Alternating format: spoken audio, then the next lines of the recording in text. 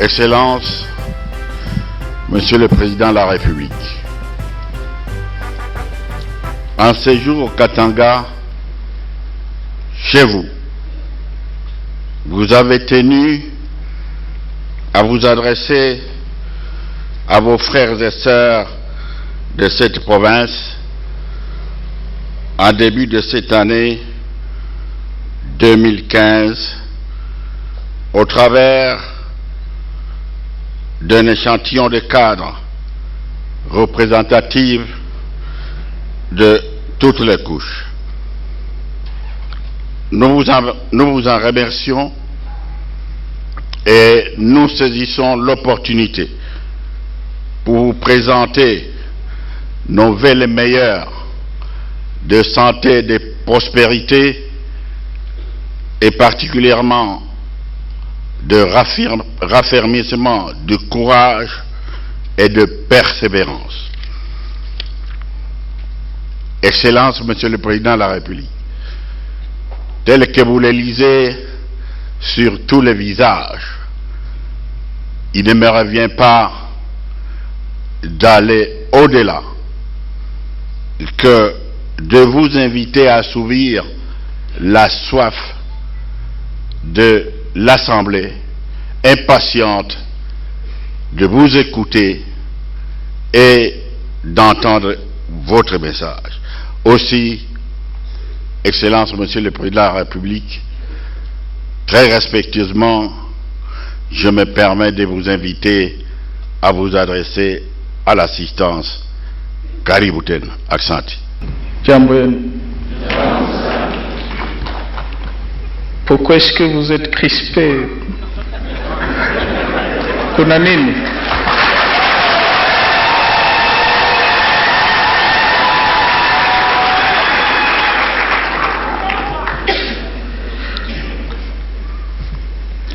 Tout d'abord, meilleurs vœux à vous tous, meilleurs vœux kwenu vote et à tous ceux qui vous sont chers. Na karibu tena hapa kwangu Kashamata.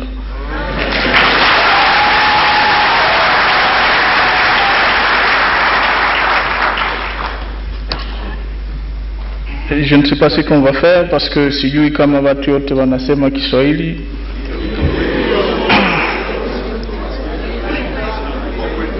Jana kuko responsable moja aliniambia que au Katanga il y a un problème.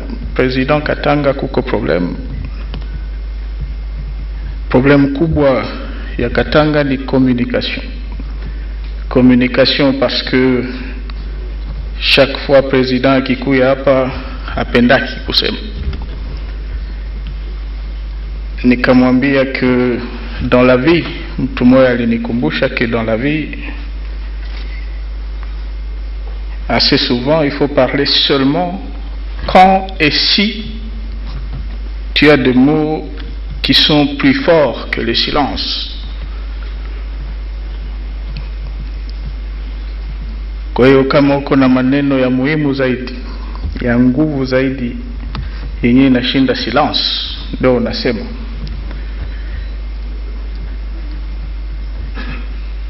Alors aujourd'hui, je pense ou je crois avoir trouvé les mots qui sont plus forts que le silence.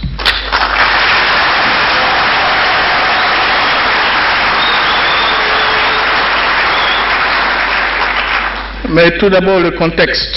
Kwa nini tunakutana hapa? Nasikia watu wa mingi, que ce soit à Kinshasa, sur place ici, et même beaucoup plus loin, en France, wanajiuliza président anakutana na notable notabilité ya Katanga, c'est pourquoi faire? Pourquoi? Mutakumbuka que ce n'est ni la première fois, sio mara ya kwanza, sio mara ya pili tunakutana. Et ce n'est pas seulement ici à Lubumbashi. Chaque fois nikiwa mu déplacement ndani ya province, iwe province orientale, iwe province ya Kasai, Ambojimai, nilishakutana na notabilité ya hiyo province, que ce soit au Bas-Congo, à l'Équateur, na dernièrement ilikuwa à Beni, le Grand Nord, Nord Kivu. Na objectif yangu toujours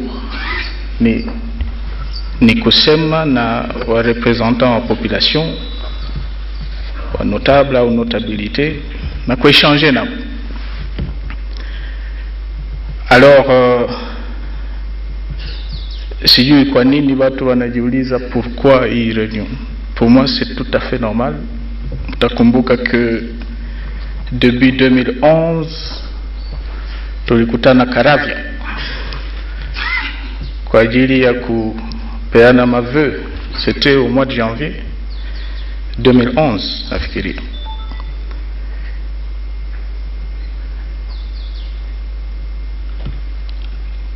Leo vu que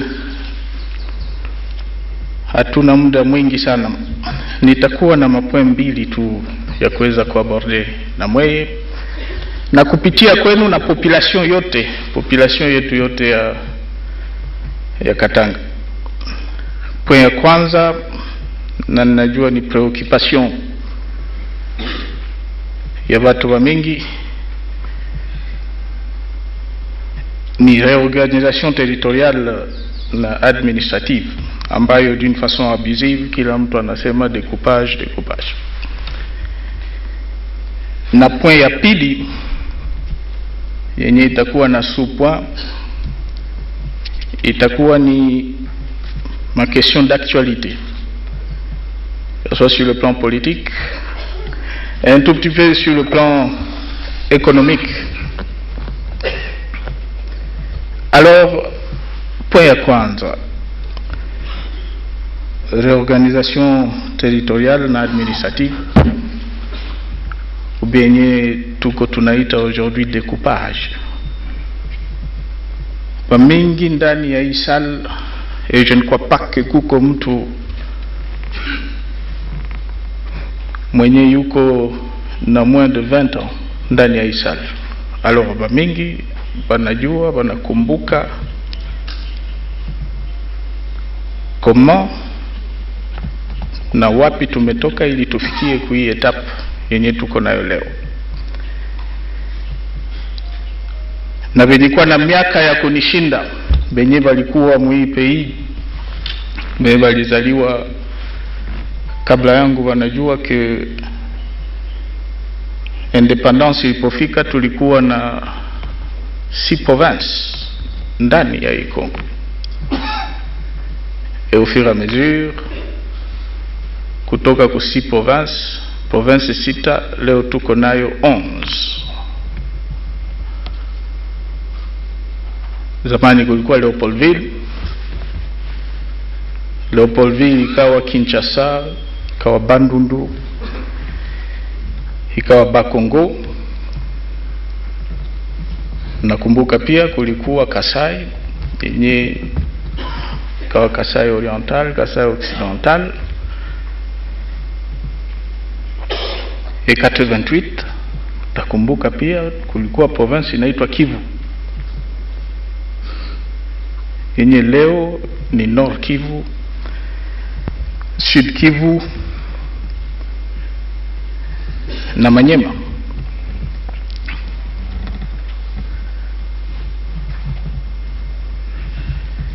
Mendani ya vichwa ya watu wa mingi, na ndio discours ambayo iko inapita, impression ni kwamba hii réorganisation ya territoriale ni invention ya président. C'est comme si nililala busikizi et puis siku moja nalamuka tunakuwa na 26 provinces. Non, c'est faux, archi faux. Na leo nitataka tunasema mambo tukiangaliana ndani ya macho na tukiambiana ukweli. La vérité et rien que la vérité. Réorganisation territoriale na administrative sio invention yangu, na palipo kosa pale kwenye kuko kosa, ne vous en faites pas, mimi nitaassume makosa yangu.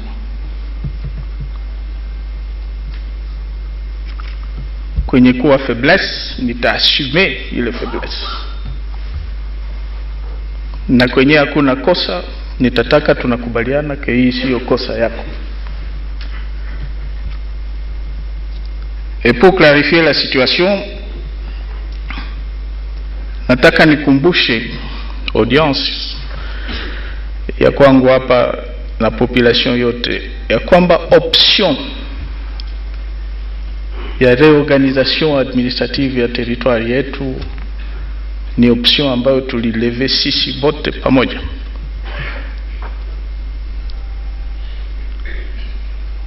J'espère bien que parmi vous kuko ba député benye balikuwa wana siéger ku parlement ya transition de 2003-2005, les députés de la province ici.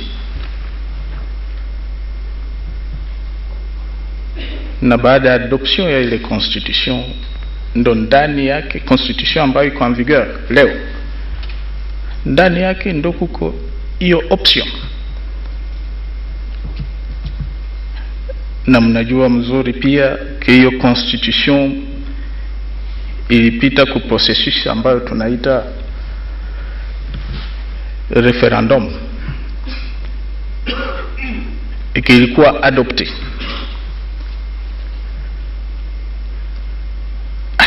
par tout le pays, la population congolaise,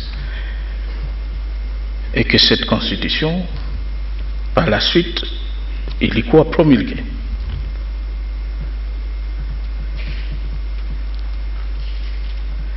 Alors tuache kupotosha hii population, que ce soit ici, que ce soit l'opinion nationale, internationale, comme si hatujui histoire. Sio histoire ya miaka 100 imepita, non. Il n'y a même pas 10 ans.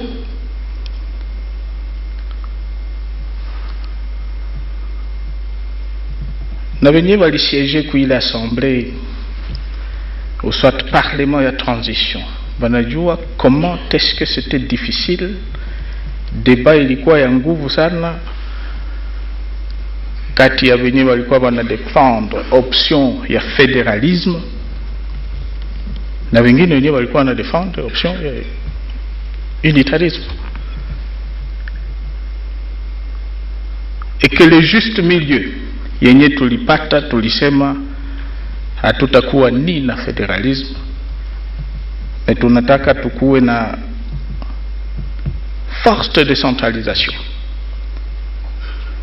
na maprerogative ya mingi yenye tunapeleka ku province.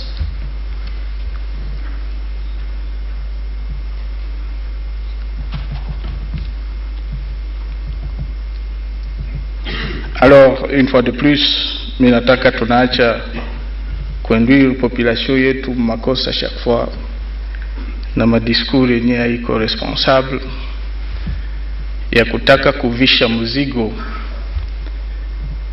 ya hii processus yenye tuko nayo kwa mtu moja au watu mbili.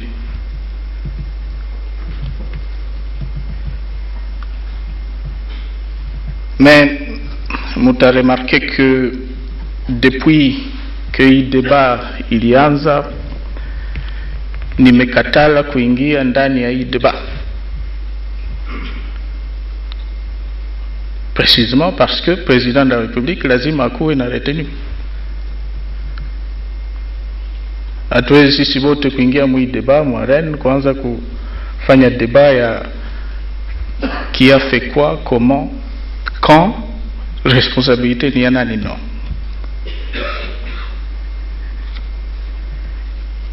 Na pia lazima nataka tunajua que le Katanga c'est une grande province le Katangais, certainement un grand peuple, mais hatuwezi kuimpose au kujiimpose ku Republique muzima. Hatuwezi kuimpose volonté yetu sisi ku Republique muzima. Aussitôt option levée, sisi wote 11 provinces tunajialigner. Vous savez, mimi napata muda kuzunguluka partout à l'intérieur du pays. Dans plusieurs provinces. Mara mwisho nilikuwa Bunia, c'est la province orientale, kulikuwa question moya. Monsieur le Président, et d'ailleurs, pale abanitagi tena Monsieur le Président, asema Kabila ulitupromete province yetu iko wapi?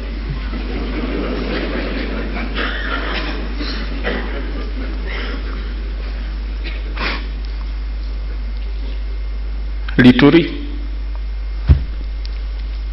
Nilikuwa Gachikapa na gouverneur wa province Kasai Occidental, et c'était ça aussi la demande. Tunataka province yetu.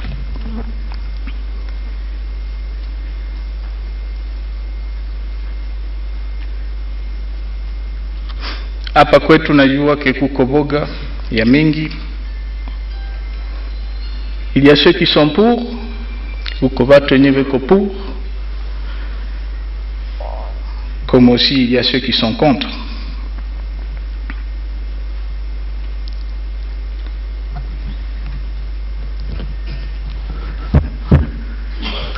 Benye kuwa pour, benye kuwa contre, mimi sitawambia est-ce que je suis pour, est-ce que je suis contre, mais connaissez bien mon point de vue, ma position, kuko constitution. Na hata majina ya ma province iko deja ndani ya hiyo constitution.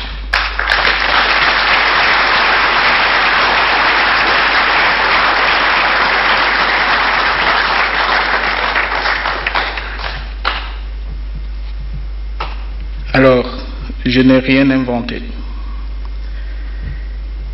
Mais je m'adresse maintenant à ceux qui sont contre. Na mimi nataka nibaulize, nini mulifanya ili tusiweze kufika kwa hiyo niveau?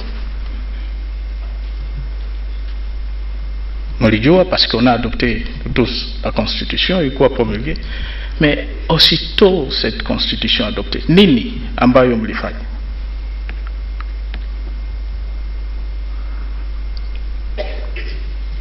Vous savez, haitoshi kusema tu sisi hatupendi ile vitu. Magnifique. Mais on ne gère pas un village. C'est la République. Hatupendi oui. Mais kuko ma règle yenye ilikuwa établie. Haupendi et puis quoi? À plusieurs reprises, wakati nilipita hapa, nilikuwa ninawambia bali wenyewe wanasema hawapendi. Ce que vous devez savoir, ce que étape yenye tuko amo sio tena ya kujua jina ya province tel ni nini, non, ni ma modalité pratique ya mise en œuvre.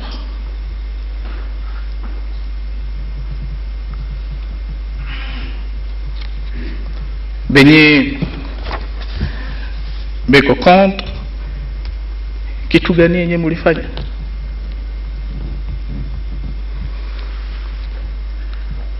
Bila shaka nisha kutana na watu 2 au 3, niliwaambia kama mko contre, kwa nini hamtafuti 100,000 signatures? Et pourquoi pas 1 million?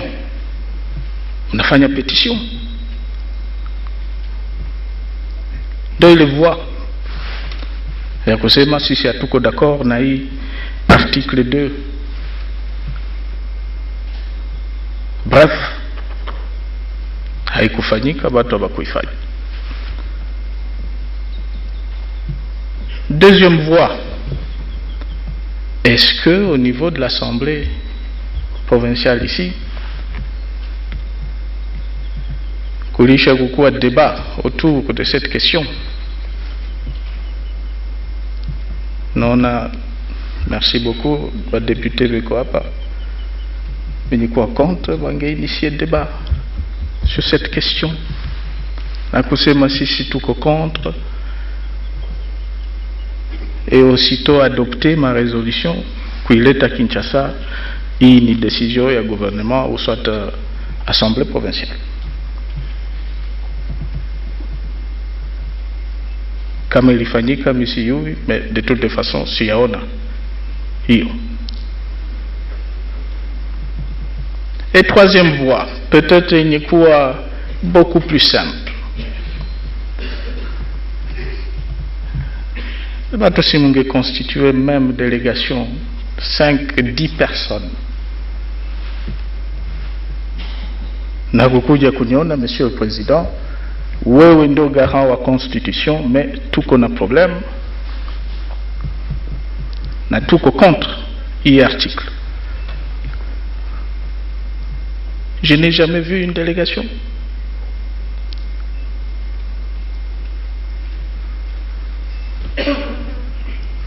Jamais. Bref, gestion ya l'État haifanyiki kwenye madiscours, haifanyiki dans la rue. Non. Il y a des règles na kuko ma institution. Na kama tukiendelea vile tutaendelea kushindwa tu kila siku.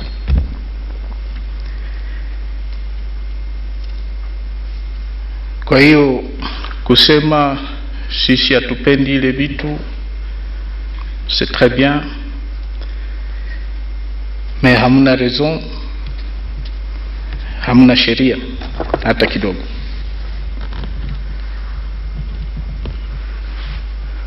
Penye tulianza hii débat au niveau de l'Assemblée nationale,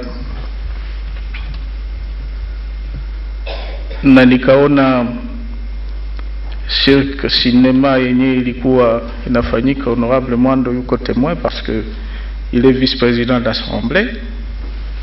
C'était à mon initiative, mie ndo nilimwambia yeye na Maître Mbuyu, il faut kuacha kujiridiculiser face à une nation mzima comme ça.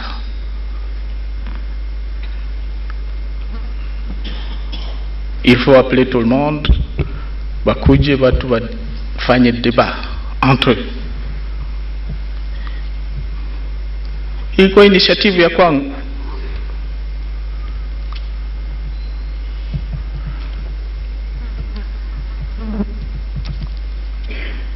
Mais sur cette question,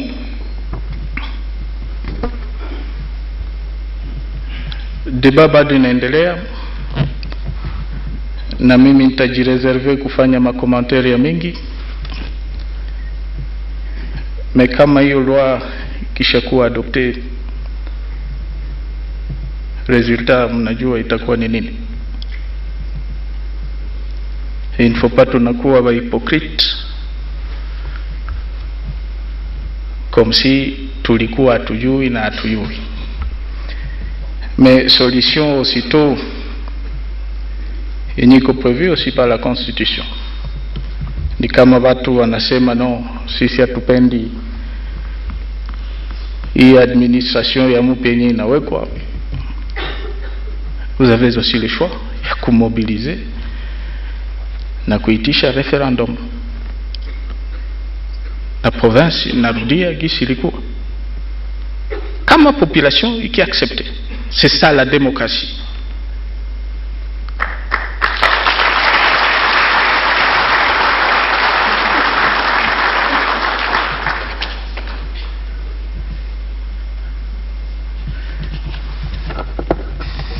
Alors, kama population iki accepte, pourquoi pas? Mais tuache kufikiria que parce que tout a mobilisé, sensibilisé, ben tout a fait reculer l'État. Haiwezekani. Le deuxième point yenye nilisema nitaaborder ni point d'actualité. L'actualité sur le plan politique, principalement à mon province yetu, mais l'actualité aussi sur le plan économique. Mais kwanza ni actualité sur le plan politique. Mimi nataka tout d'abord mnajua que chaque fois nikikuwa de passage hapa Lubumbashi au Katanga, kufika kwangu hapa ni kwa ajili ya kupumzika, pour reposer. Siku yake hapa pour faire la politique, ninalalaka, ninakula na shiba politique à Kinshasa. Alors je n'ai pas besoin de faire ça ici.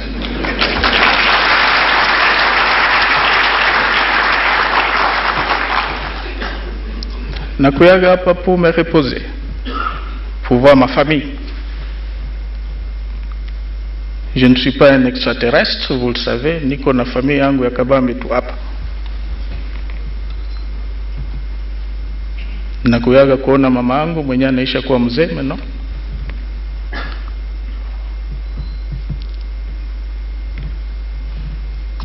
Na kumuuliza maman comment ça va, habari gani hapa? Mashamba yako, qu'est-ce qui se passe? Tout ça. En famille.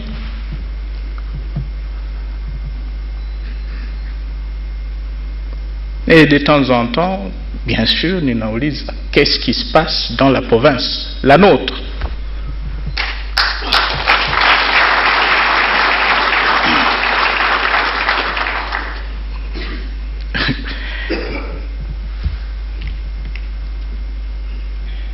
Alors, sikujagi kufanya politique, sikujagi kufuata mambo ya polemique ya bapoliticiens. Niko nayo ya mingi sana Kinshasa, inanichokesha. Alors, pour ceux qui pensent, wale wenye wanafikiria que leo nilikuja niisha sikia kuma radio president anaenda anaitisha watu parce que ata répondre, ata critiquer. Non, je ne le ferai pas parce que je suis le président de la République.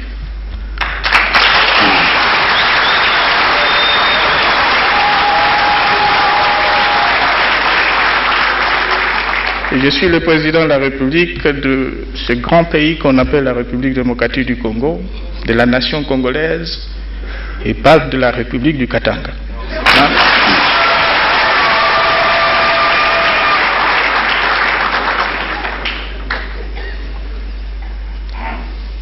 Et puis, deuxièmement, haiko nature yangu na sio tabia yangu ya kutaka kujibu kila mtu mwenye ananisema, mwenye anatukana. Si je devais faire ça, oh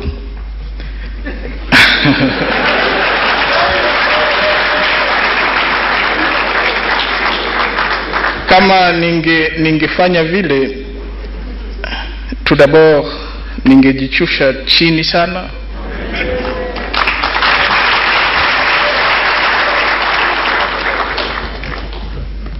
et puis de deux, peut-être ningepata wazimu, sababu ukisikia tu mambo ambayo inasemwa depuis une quinzaine d'années, unaanza kufikiria est-ce que mie ndo niko na problème ou bien ni watu ndo wako na problème? Mais quelque part il doit y avoir un problème. Hein? Mais niko na mambo ya kukumbusha, na ni mambo ya principe. Taka nikumbushe wa responsable vote. Le responsable ici, au niveau de la province, et par ricochet, le responsable partout dans le pays. Et je vais commencer par la province. Kitu ya kwanza yenye nataka wa responsable hapa wanajua, c'est que Katanga, le Katanga ni province kama province ingine yoyote ndani ya pays yetu. Et par conséquent, autorité ya l'État itaanza davantage kujifaire sentir ndani ya hii province.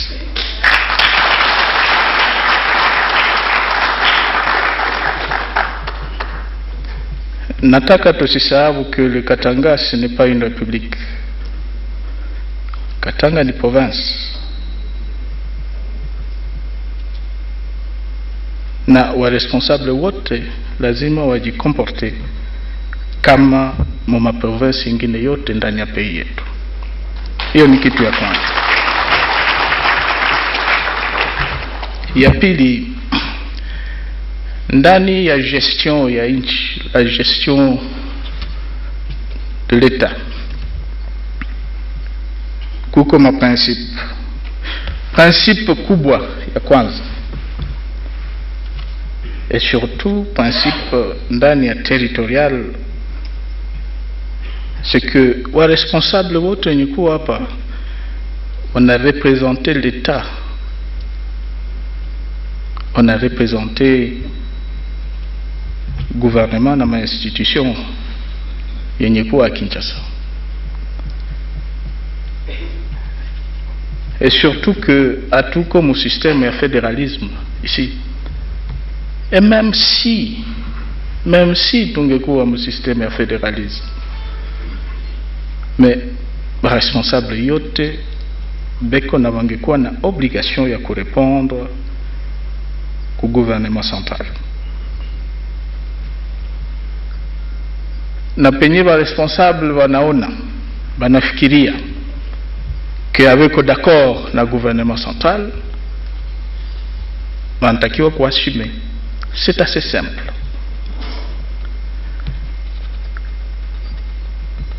Alors, j'espère bien que idée au mawazo sio kufanya bras de fer na gouvernement central itakuwa ni mawazo ya mbaya sana. Kwa ya tatu,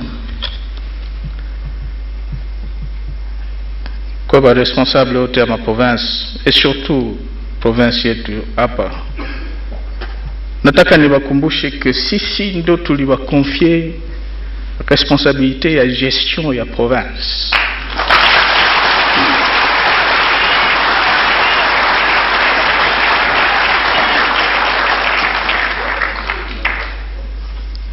Sisi ndo tuliwaconfier gestion ya province yetu, et par conséquent ni ba responsable hapa ndo beko na makonte à rendre kwetu. Mais isikuwe comme si tumeconfier gestion ya province au niveau yote et puis sisi ndo tunaanza kuombwa makonte. Non, pas du tout.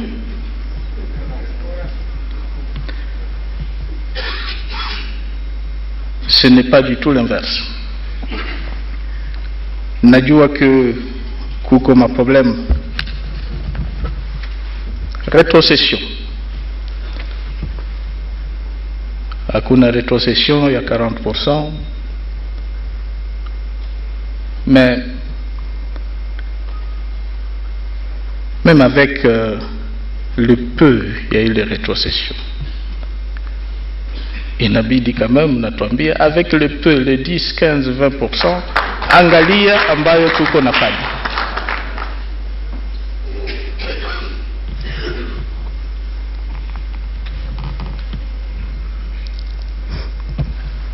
Niko hapa depuis une semaine, si pas plus. Ninasikia kuko il y a des Katangais venus certainement à Kinshasa, partout dans d'autres provinces. Beko banaitwa ni ba diaspora. Ce sont les gens de la diaspora, ils sont partis. Hakuna mtu mwenye kuwa na monopole ya kupenda Katanga kushinda mwingine. C'est faux.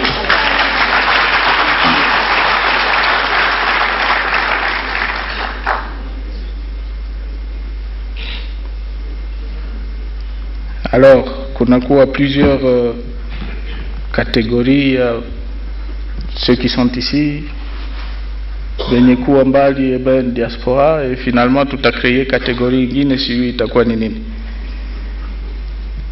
Mais bref, yenye mina regretté dans tout ça, parce que tout d'abord on n'avait pas besoin de ça. Tout qu'on a mission, le monde entier nous regarde, l'Afrique, le Congo, yote iko inatuangalia, et ne vous en faites pas.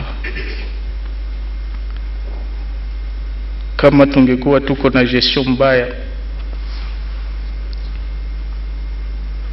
ingekuwa ni, vous voyez le Katangé ici banagere. On n'avait pas besoin de ça, na haitatusaidia kurenforcer Katanga, mais inatupeleka kujifragiliser.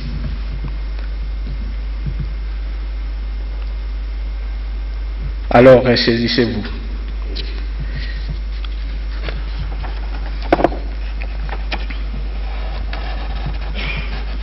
Si je peux maintenant conclure sur cette question, il y a politique et même la sécurité.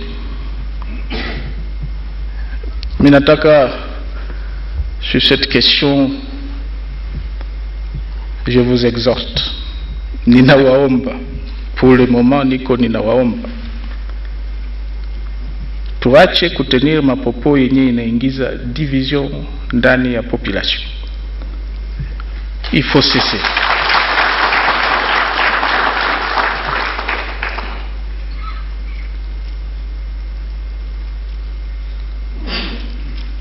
Na hiyo mapopo mimi sitaikubali hata siku moja.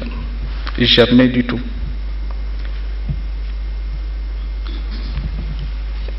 Mnajua kitu tunatoka mbali sana na mambo ya vita dans ce pays. Mbali sana. Mnajua sacrifice ambayo inafanyika ili tufikie ku niveau yenye tuko leo, niveau ya amani, du moins. Et puis mtu anasimama anasema eh ben voilà, au Katanga si on ne fait pas ceci, damu itamwagika. Ni damu ya nani itamwagika?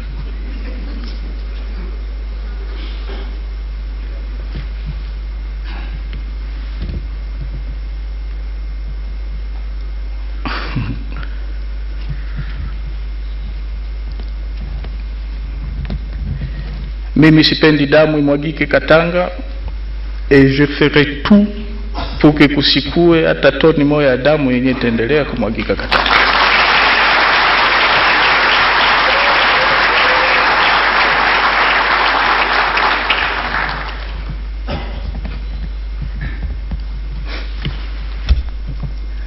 Je ne sais pas kama vita inaanza kumanke watu. Oui, parce que batu wakianza kuvivre un tout petit peu mwamani, wanasahau situation yenye tulikuwa nayo. Mais écoutez, il faut seulement kuangalia ma province kwenye bado tuko na bavugavuga wana déranger population. Il faut même pas aller trop loin, le Nord Kivu. Et puis tunakuwa tunajiamuser hapa kusema damu itamwagika sisi. Mimi yoyote hainiamuser hata kidogo. Et je me répète, moi je ferai tout pour que damu isimwagike. Na mtu mwenye ataessayer kumwaga damu ici, tutajiokipe naye.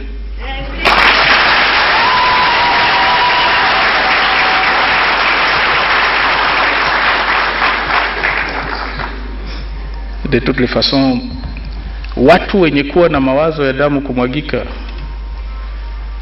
qui soit vraiment maudit. Mungu awalaani.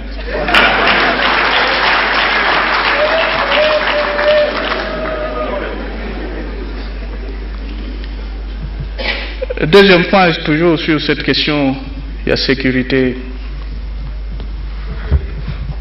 na hii ni information yenye ilifika je crois au Parlement, à l'Assemblée nationale, anasema wa Lubumbashi kuko milisi Lubumbashi nafanya sisi.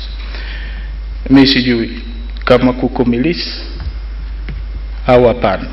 Me kama hiyo milisi iko, ianze kujipreparea wenyewe kujibomoa.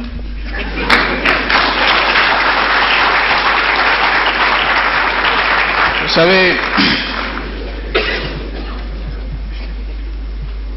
Constitution inasema nul ne peut constituer une milice sous peine de la haute trahison. Alors, hatuwezi kujiamuze hapa batu kufikiria kuko kutakuwa milice ya kumproteger nani? Kuproteger intérêt ya nani?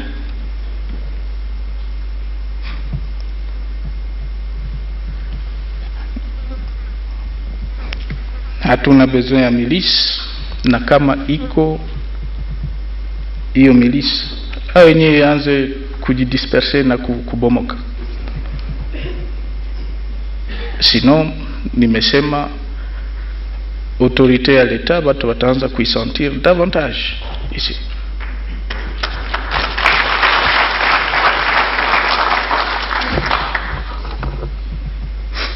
La politique toujours, nando conclusion yangu,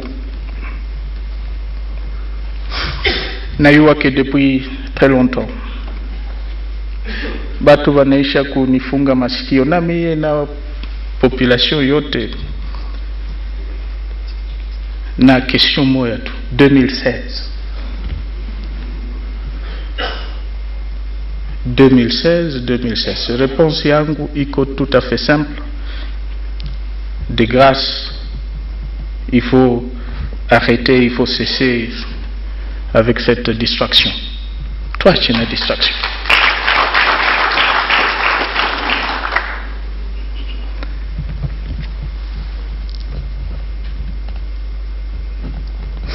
J'espère bien que hier c'était un dimanche. J'espère bien que watu wa mingi walienda kwa église. Na mukristo yeyote anakuaga na ngoya siku moya tous les grands jours, le retour du Christ. Alors, en 2013, on me parle toujours de 2013, enfin 2016, 2014, 2016, on est en 2015, bado tuko miaka mbili, on me parle toujours de 2016. Alors, Yesu akirudia le mois de juin 2015 ici.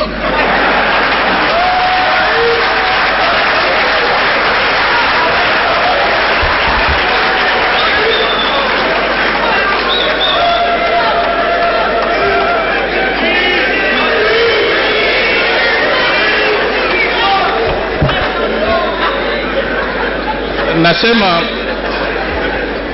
Yesu akirudia le mois de juin 2015. Je m'explique. Akirudia le mois de juin 2015, certainement atatube basi baro mzuri.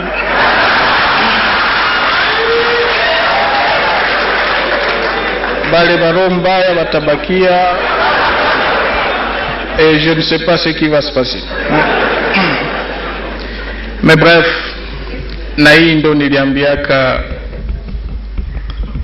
batu dès le début ya 2012 kutakuwa distraction ya mingi sana.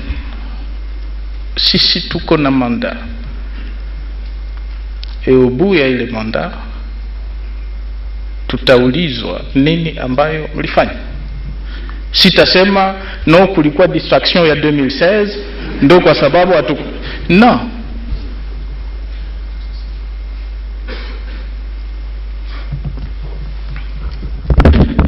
Comme aussi il y a ceux qui pensent qu'en 2016 itakuwa ni hécatombe, tout va brûler. Il n'y aura rien.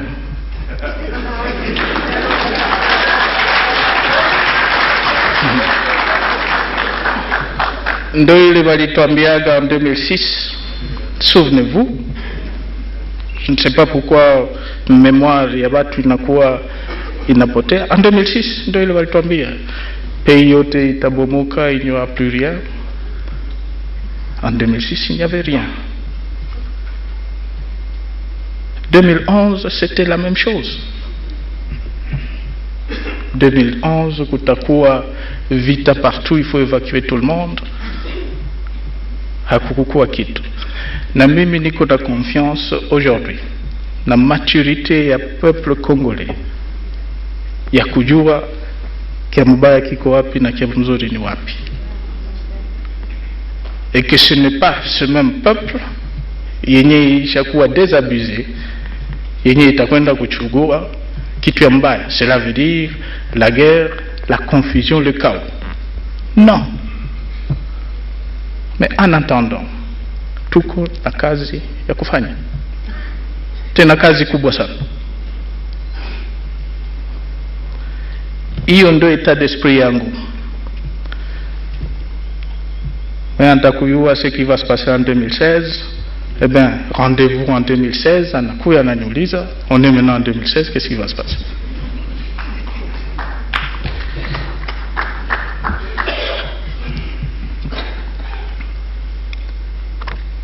Et assez souvent, tuko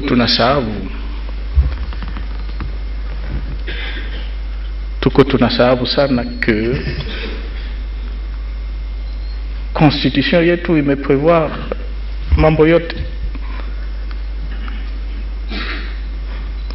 Mara mwisho nilikuwa Goma, j'étais avec les députés, niliwaambia député à province ya Nord Kivu, mujipréparer parce que ma élection iko inakuya.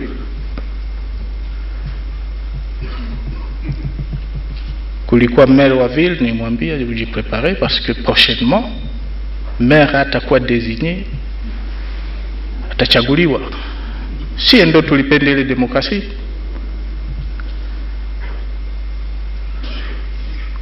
Et on oublie assez souvent que l'Assemblée provinciale na institution ingine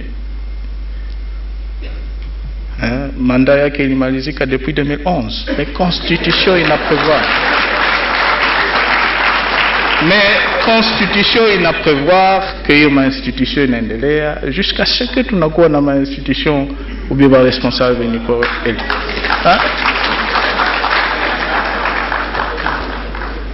Na hiyo ni volonté yetu politique, parce que najua pression ambayo tulikuwa nayo, benye kuwa hapa wengine ni batemoin.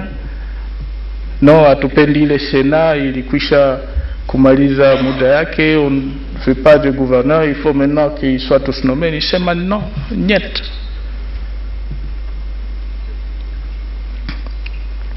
Et puis sur le plan politique aussi, il faut kwanza kujipréparer comme élection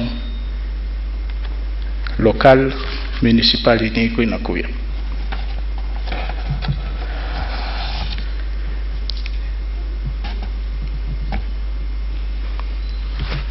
Troisième point, nisema ni économie. Dommage tulishapitisha muda mingi, j'aime bien, napenda kurespecter muda yenye tulijifixe. Mais à vous tous, mes frères et sœurs, nyevote batoto ya Katanga, nataka tujue kitu moja. Depuis 2001 jusqu'aujourd'hui, hakuna province ndani ya hii pays yenye ilikwisha kupokea mainvestissement kama province ya Katanga, principalement au secteur minier.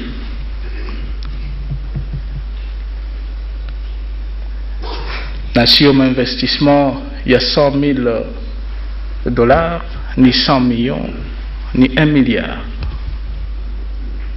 Des dizaines de milliards de dollars.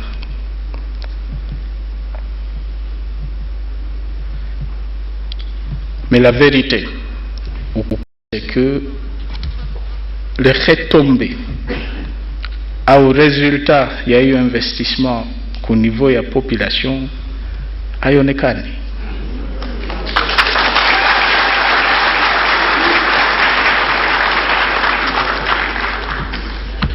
hii ndio itakiwa ikuwe komba yetu sisi wote. Komba yetu haiko 2016, komba yetu, vraie bataille aujourd'hui ni dhidi ya pauvreté et la misère.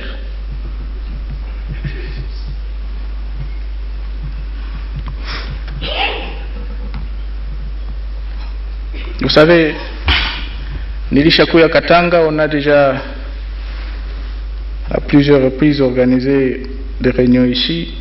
Kuko kumkutano moya niliulizaka notabilité, du moins hawakukuwa bamingi comme ça, mais tulikuwa combien, une trentaine. Kabauliza finalement, le Katanga oui est riche et même très riche, mais il y a combien de Katangais, de millionnaires Katangais?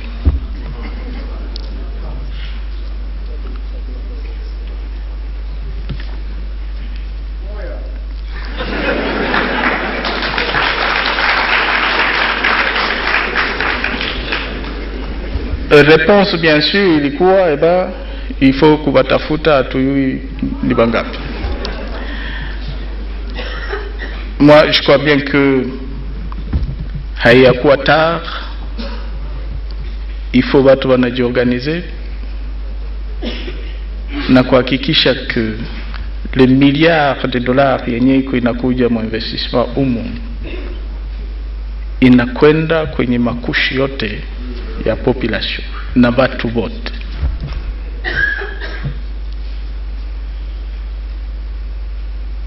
Hii ndo kazi yenye Assemblée provinciale wangetusaidia kufanya.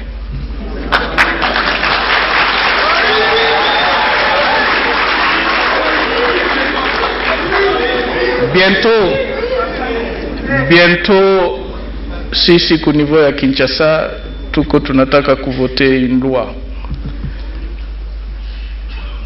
yenye tuko tunasema ni ya classe moyenne ou peu importe, mais objectif ya ile sheria ya ile loi ni kuhakikisha que la sous-traitance mui secteur, surtout secteur minier, à travers la République, pas seulement au Katanga, inakuwa mu mikono ya watoto ba nchi.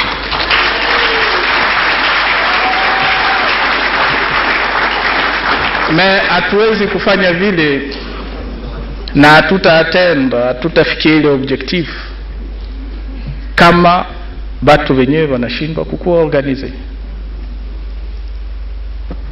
Alors il y a certainement une question ya organisation.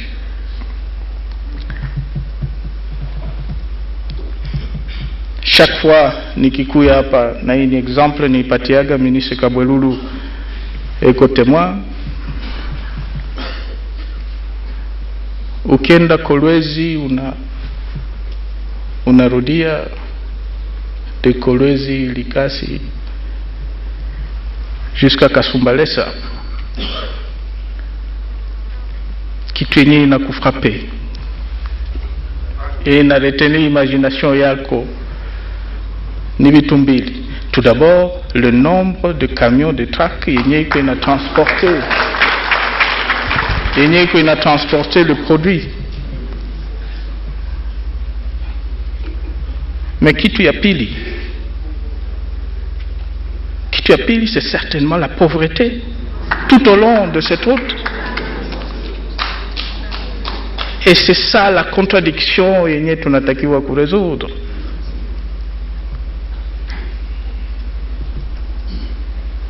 Na kama hatuwezi kuresoudre ile contradiction, tutakuwa certainement tumeshindwa. Benzetu wenye kuwa hapa ndani ya province peko na responsabilite kubwa sana ya kufanya vile.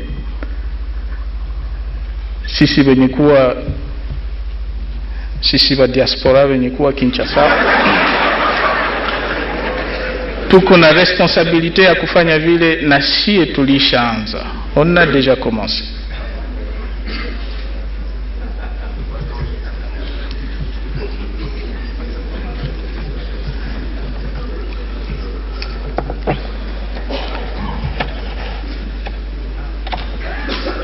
vrai ennemi,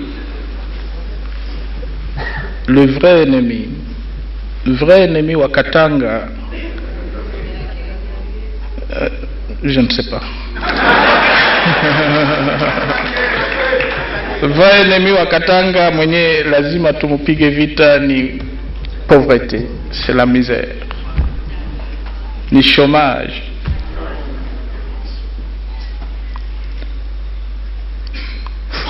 La dernière fois mimi nilikuwa hapa, c'était le mois de mars ou avril de l'année passée. Na maana sur une année nimekuja hapa une seule fois. Kwa nini? Kwa sababu bado tuko na vita mingi ya kupigana. Si ce ne sont pas ceux du M23, eh ben ni Bainyele ou bien ni ADF Nalu ou bien ni babandi wengine partout. Tuko na kazi ya mingi partout. Mais moi venye mko na permanence ici,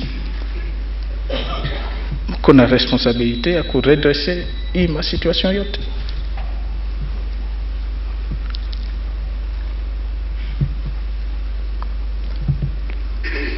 Mais maintenant kwangu inakuwa ni challenge, si pas un défi, et davantage on soit obligé kukuwa aussi présent ici.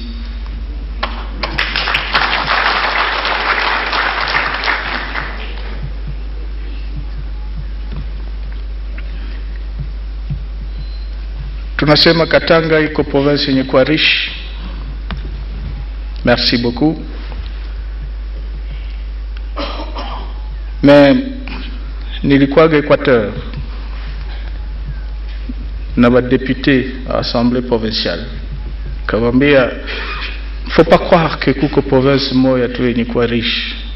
Province ya Équateur iko na richesse. Na hii ndio message nataka niwapatie pia.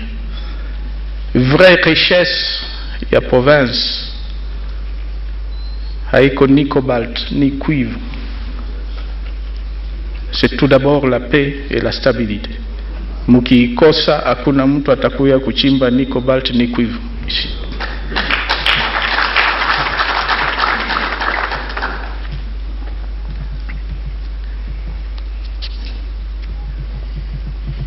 Sur cette question il y a économie ou la question économique, mimi nafikiria kwamba tuko na besoin ya kupata muda kwenda mu détails ya hiyo. Et au niveau de la province comme aussi au niveau national, à Kinshasa il faut tunakuwa na stratégie yenye kuwa claire. Nimeisha kuambia yenye si tuko nafanya, mais davantage sur le terrain ici. Province na majina ya ma province iko deja ndani ya hiyo constitution. Nimewakumbusha que tulikuwaga na 6 provinces tukapita ku 11, et peut-être je dois aussi vous rappeler que wakati Kivu inageuka inakuwa 3 provinces. Le dernier gouverneur wa ile province ni fils wa hii province ya Katanga. Na nimewapatia mavua yenye ingeweza kutufikisha au tusifike kwa hiyo situation. Et même si tukifika kwa hiyo situation, mavua yenye kuwa aussi constitutionnelle ambao ni referendum ya watu kurudia kwa hiyo province yenye wanapenda.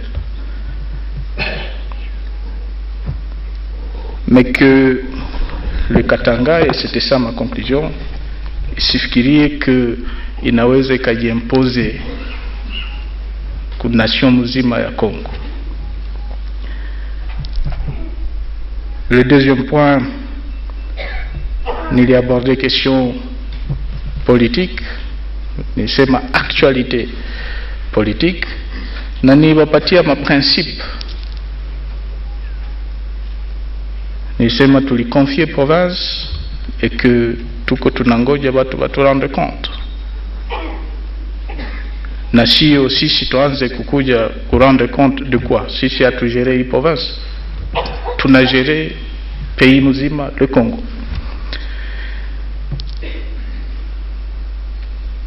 Nilisema que sikukuya hapa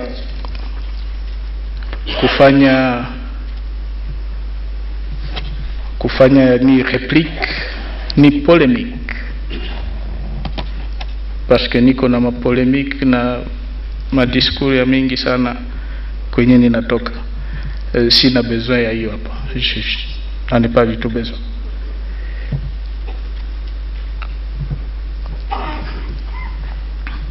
Le Katanga ni province, sio république. Ina maana ya kwamba lazima ijisoumettre kwa malwa ya république comme partout ailleurs dans le pays. Haiwezekani ikuwe exception. Et que le discours ambayo inakuya soit pour diviser, soit pour semer le désordre et le chaos, hatutai accepter, et pas du tout.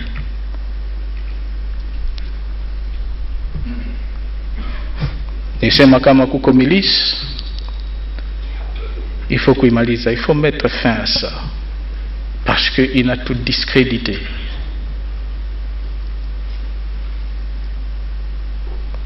Création de milice, c'est déjà le début d'une rébellion. Alors, il s'est fait que nous on est devenus maintenant des spécialistes pour mater ma rébellion. Alors, il ne faut pas croire que parce que c'est le Katanga, tout est permis. Non, précisément parce que c'est le Katanga, lazima iko exemple.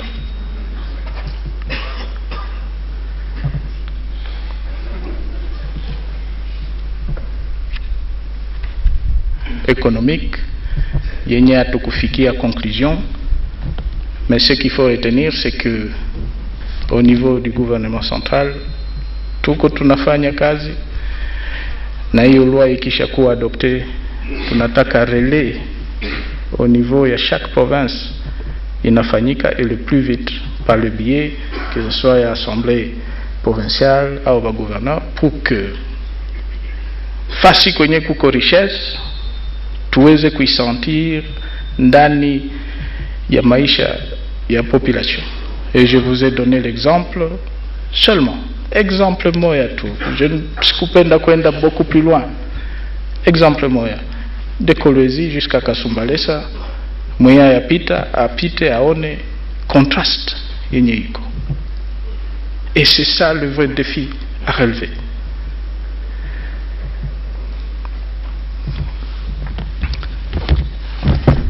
Voilà. Wamama baba, mi hiyo ndo nilikuwa nayo ya kuwaambia. Fort dommage nilisema ninakuyaga hapa kupumzika, mumekuya kuperturbe mapumziko yangu. Mais ninashukuru sana que mumeitika kuja kwa invitation yangu.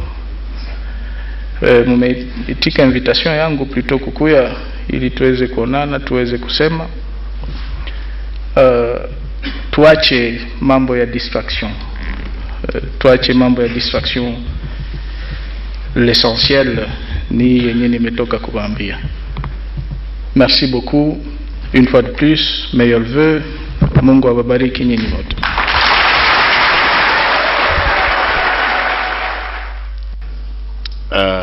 Monsieur le Président de la République, nadhani kama hapa sasa kwa ngambo yetu na sisi zaidi ni kushukuru, kwa sababu kama mi nafanya aventure, ukisha kufanya synthèse clairement na souligner là où il y a responsabilité des uns et des autres, les interpellations et les devoirs, na waza kama nikijiaventure kurudia mwile itafutika mkisho ya kila mtu.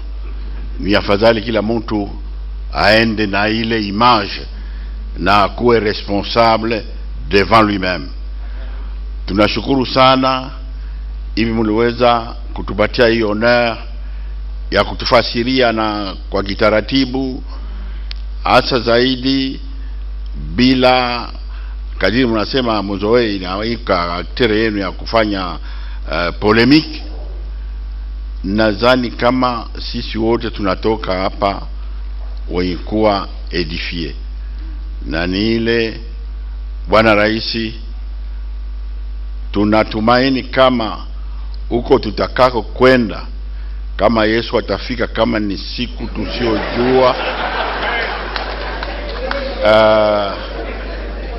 pengine mnaweza kuwa na eclair moya mara moya, mnasema hapa sasa kunaweza kuwa masinyo kidogo, mujeni tena, msisemi kama atafika, mfanye attention, muwe wenye kuamuka, kwa sababu hatujui, pengine ni kesho, pengine ni après demain, muwe tayari.